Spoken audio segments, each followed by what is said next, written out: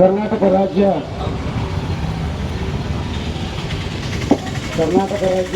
ಪೌರ ನೌಕರರ ಸಂಘದ ರಾಜ್ಯಾಧ್ಯಕ್ಷರ ಗೃಹ ನೀರಿಗೆ ಕರ್ನಾಟಕ ರಾಜ್ಯಾಂತ ಎಲ್ಲ ನಗರ ಸ್ಥಳ ಸಂಸ್ಥೆಗಳು, ನಗರಸಭೆ, ಪೌರಸಭೆ, ಪಟ್ಟಣ ಪಂಚಾಯತಿಗಳಲ್ಲಿ ಸ್ವಚ್ಛತೆ ಕೆಲಸವನ್ನು ನಿರ್ವಹಿಸದೆ ಕೆಲಸವನ್ನು ಸ್ಥಗಿತ ಮಾಡಿ ಇವತ್ತು 4 ದಿವಸ ಕಾಲ ನಾವು ಮುಷ್ಕರವನ್ನು ಪ್ರಾರಂಭ ಮಾಡಿದ್ದೀವಿ. ನಮ್ಮ ಕೆಲವೊಂದು ಬೇಡಿಕೆಗಳು ನಾವು ಸರ್ಕಾರ ಮುಂದಿಟ್ಟು ನಾವು ಸಾಕಷ್ಟು ಬಾರಿ ಮನವಿ ಕೂಡ ಕೊಟ್ಟಿದ್ದೀವಿ. 45 ದಿವಸ ಕಾಲ ಕೈಗೆ ಕಪ್ಪು ಗಟ್ಟಿ ಕಟ್ಟಿಕೊಂಡು ಸರ್ಕಾರಕ್ಕೆ ಮನವಿ ಕೊಡ್ಕೊತು ಶಾಂತ ರೀತಿಯಿಂದಾಗಿ ನಾವು ಪ್ರತಿಭಟನೆಯನ್ನು ಮಾಡ್ಕೋತಾ ಬಂದೀವಿ.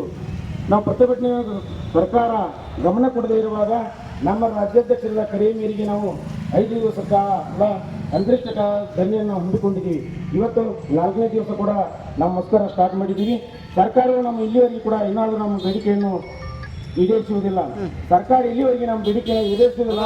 ಅಲ್ಲಿವರೆಗೆ ನಾವು ಈ ಪ್ರತಿಭಟನೆಯಿಂದ ಹಿಂದೆ ಸರಿ ಮಾತಿಲ್ಲ ಅಂತಕ್ಕಂಥದ್ದು ಪ್ರತಿಭಟನೆ ಮುಖಾಂತರ ಬಹಳ ಸ್ಪಷ್ಟವಾಗಿ ಹೇಳಕ್ಕೆ ಇಷ್ಟಪಡ್ತೀನಿ.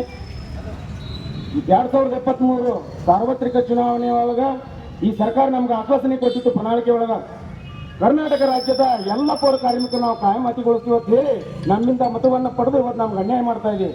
ಅದಕ್ಕೆ ನಾವು ಸರ್ಕಾರಕ್ಕೆ ಎಚ್ಚರಿಕೆ ನೀಡ್ತಾ ಇದ್ದೀವಿ. ನಾವು ಬೀದಿಗಿಳಿಯುವ ಪೂರ್ವದಲ್ಲಿ ನಮ್ಮ ಜೊತೆ ಎಲ್ಲ ಪ್ರಗತಿಪರ ಚಿಂತಕರು, ಹೋರಾಟಗಾರರು, ಈ ದಲಿತ ಸಂಘಟನೆಗಳು, ಮಠಾಧೀಶರು ನಮ್ಮ ಜೊತೆ ರೋಡಿಗಿಳಿಯುವ ಪೂರ್ವದಲ್ಲಿ ನಮ್ಮ ಬೇಡಿಕೆಗಳನ್ನು ಈಡೇರಿಸಬೇಕು. ನಾವು ರೋಡಿಗಿಳಿದೀವಿ ಅಂದ್ರೆ ನಿಮ್ಮ ವಿಧಾನಸೌಧವನ್ನು ಅಳ್ಳಾಡ್ತದಂತ ಹೇಳಿ ಪ್ರತಿಭಟನೆ ಮುಖಾಂತರ ಬಹಳ ಪಾತ್ರವಾಗಿ ಎಚ್ಚರಿಕೆಯನ್ನು ನೀಡ್ತಾ ಇದ್ದೀನಿ. ನಮ್ದು ಇನ್ನೂ ಒಂದು ನೋಡಿದ್ರೆ ನಮ್ಮ ಎಲ್ಲ ಕರ್ನಾಟಕದ ದಲಿತ ನಾಯಕರಲ್ಲಿ ನಾನು ಪ್ರಶ್ನೆ ಮಾಡಕ್ಕೆ ಇಷ್ಟಪಡ್ತೀನಿ.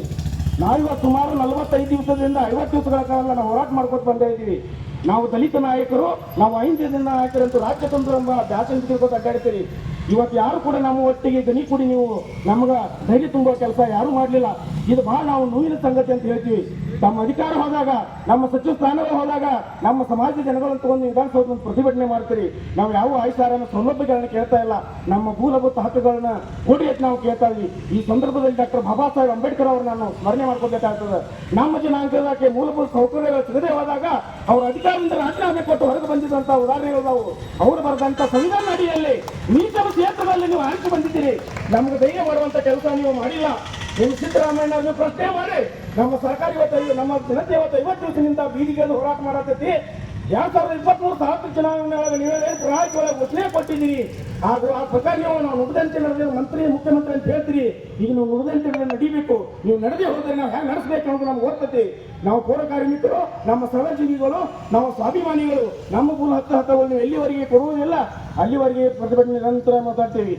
ನಮ್ಮ ಏನು ಬಹಳ 5 ಸಾರಿಮಿಗಳು ಹೆಸರಿನ ಕೊಡುವಂಥ ಬೇಡಿಕೆಗಳು ನಮ್ಮೆಲ್ಲ ಕರ್ನಾಟಕ ರಾಜ್ಯದ ಎಲ್ಲ ಸರ್ಕಾರಿ ನೌಕರರು ನೀವು ಏನು ಸರ್ಕಾರಿ ನೌಕರನ್ನು ಪರಿಗಣಿಸಿರಿ, ಹಂಗೆ ನಮ್ಮ ನಗರಸಭೆಯ ಎಲ್ಲ ಸ್ಥಳೀಯ ಸರ್ಕಾರಿ ನೌಕರರಂತ ಘೋಷಣೆ ಮಾಡಬೇಕು. ಜ್ಯೋತಿ ಸಂಜೀವಿನಿ KJID ಎಲ್ಲ ಸರ್ಕಾರಿ ನೌಕರಿಗೆ ಏನು ಸೌಲಭ್ಯ ಕೊಡ್ತೀರಿ ಆ ಸೌಲಭ್ಯನೂ ಕೂಡ ನಮಗೆ ಕೊಡಿ ಅಂತೇಳಿ ನಮ್ಮ ಬೇಡಿಕೆ ಅದ.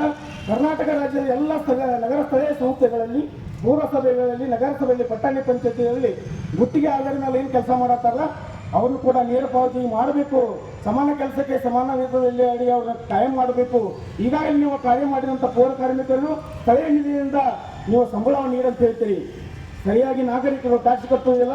ಅದ್ರ ಸಲುವಾಗಿ ನಮ್ಮ ಸಂಬಳ 5-6 ತಿಂಗಳಿಂದ ಲೇಟ್ ಆಗ್ತದೆ. ನಮ್ಮ ಕುಟುಂಬ ನಡೆಸೋದು ನಮ್ಗೆ ಭಾಳ ಕಷ್ಟ ಆಗ್ತದೆ.